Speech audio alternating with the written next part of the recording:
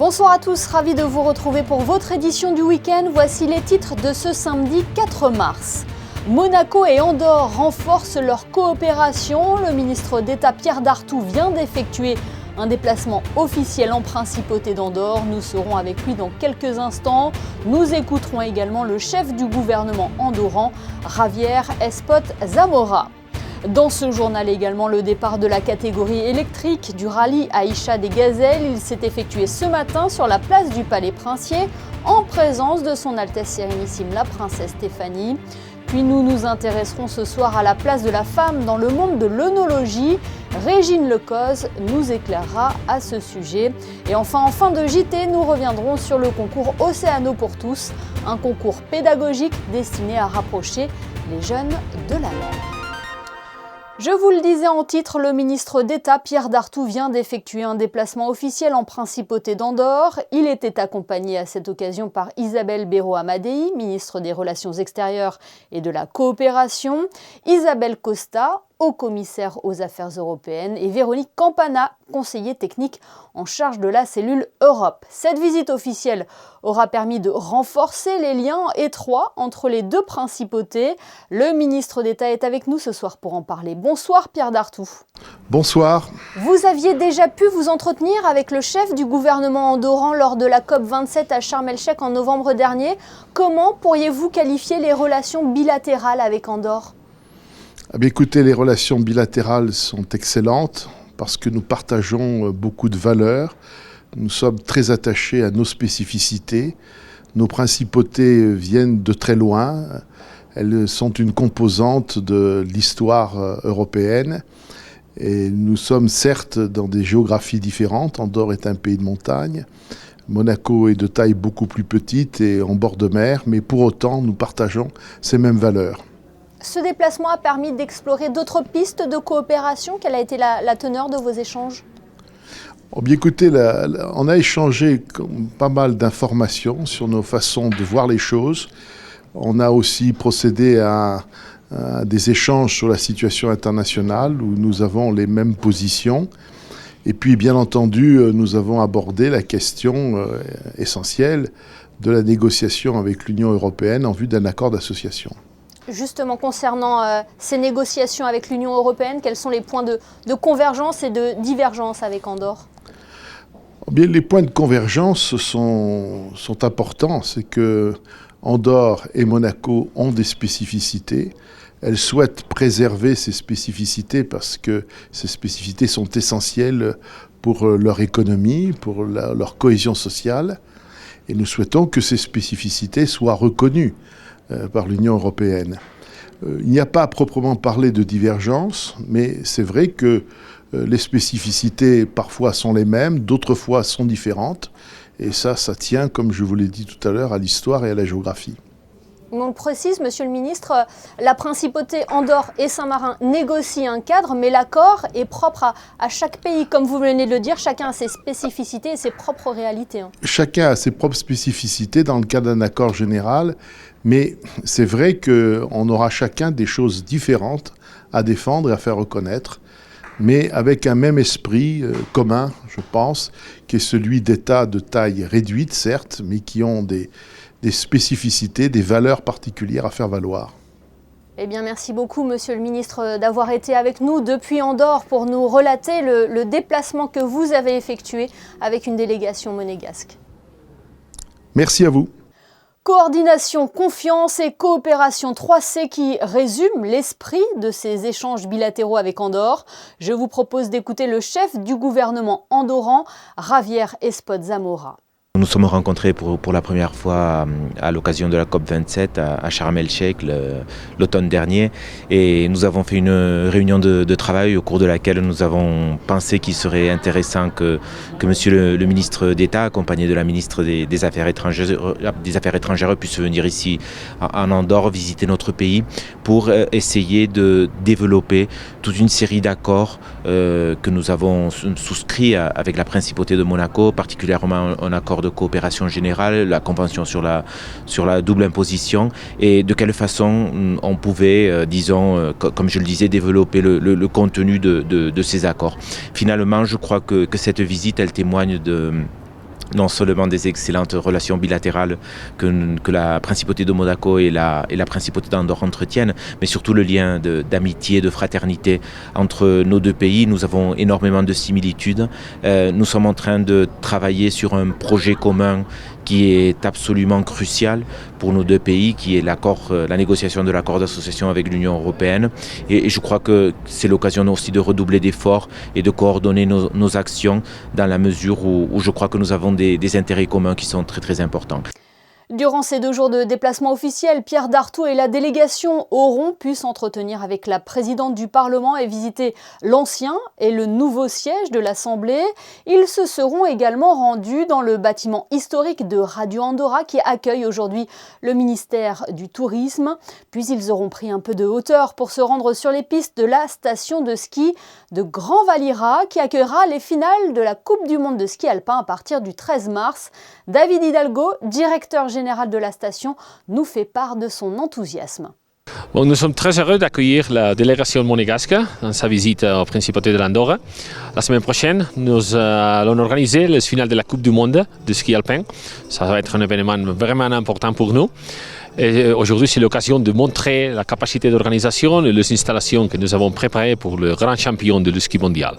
Voilà ce que nous pouvions dire sur les déplacements officiels du ministre d'État en Principauté d'Andorre.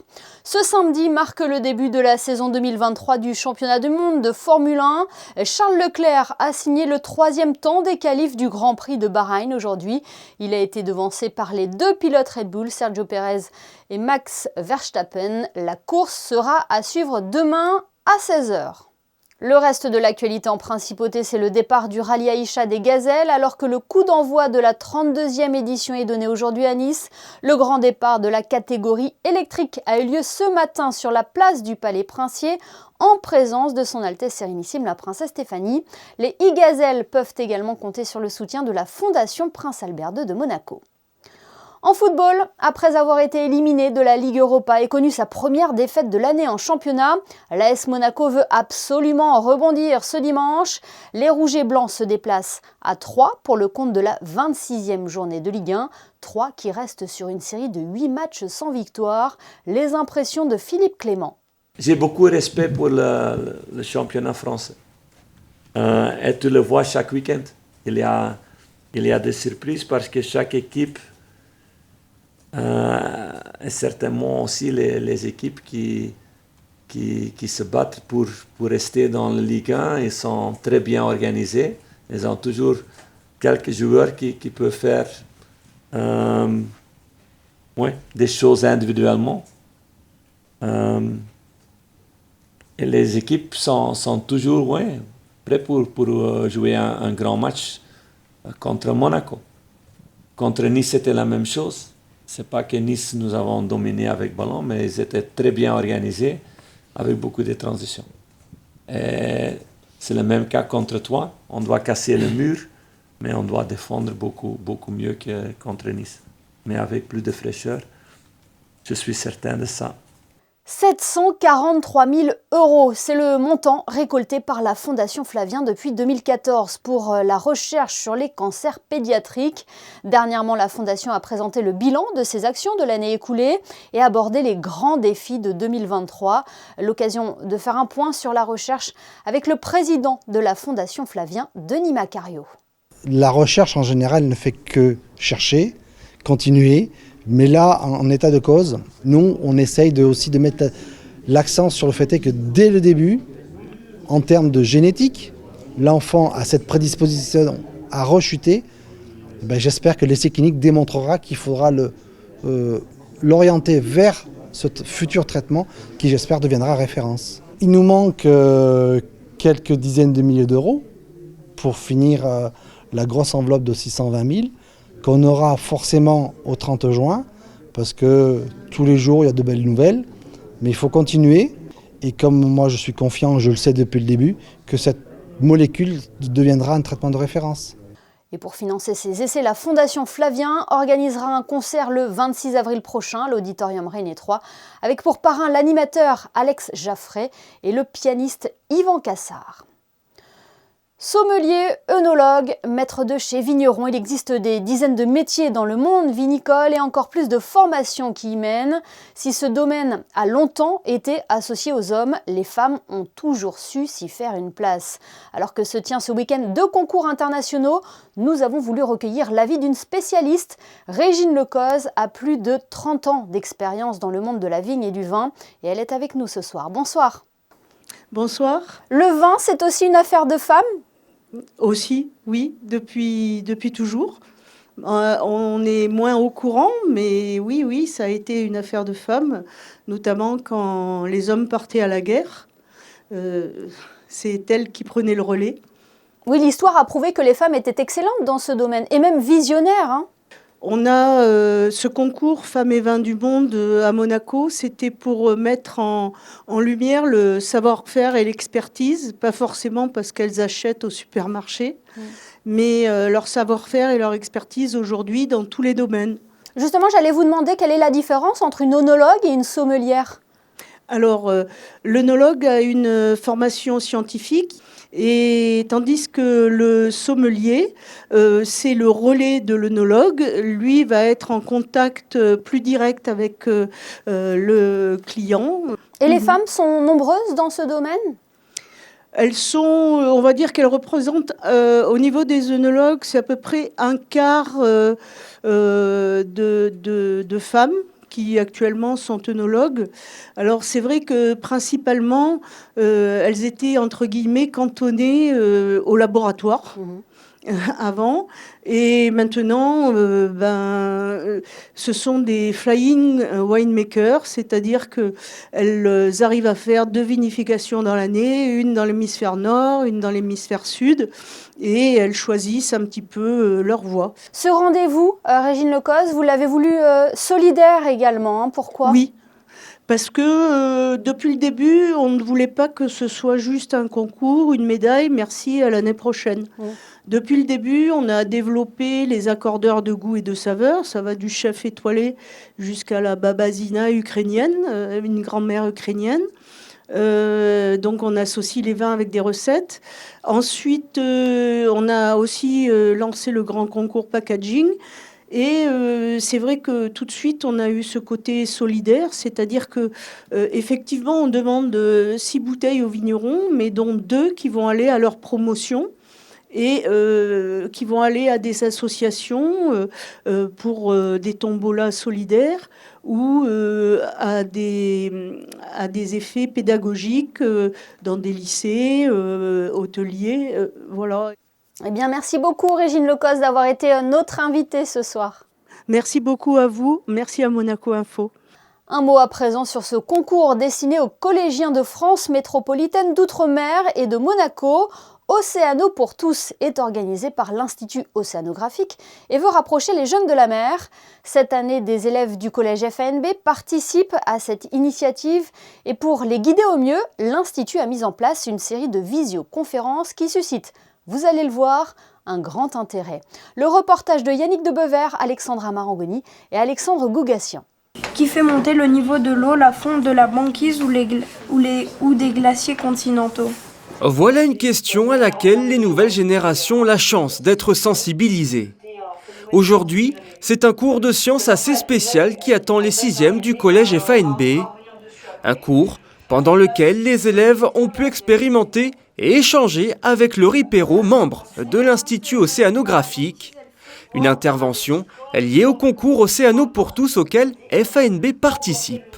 L'objectif, c'est vraiment de pouvoir accompagner les classes qui participent au concours dans leurs projets de protection de l'océan, développement durable. Donc les ateliers en visio ont pour but vraiment de donner des éléments pour eux de réflexion sur les thématiques d'aujourd'hui, sur le changement climatique, sur la biodiversité marine, sur la pollution plastique. Il y a tout un programme de différentes thématiques. C'est grâce à leur projet Bouteille à la mer que les collégiens de FANB ont été sélectionnés pour le concours Océano pour tous. Un travail collectif qui pourrait être récompensé le 13 juin prochain lors de la remise des prix au musée océanographique. Et ça a donné un plus à leur projet. Ils se sont dit, finalement, c'est bien ce qu'on fait, ça a de l'importance, on nous regarde, on nous aide et on va essayer d'aller plus loin. Donc c'est vraiment important. Et en plus, les visios comme ça change un peu du cours qu'on a tous les jours. Et donc ça va rester un petit peu en mémoire, un peu plus qu'un cours classique. Ça m'aide énormément. Et surtout que ça en fait 3, je crois, oui, ça en fait 3. Et j'ai appris en ces 3 visioconférences beaucoup plus de ce que je croyais.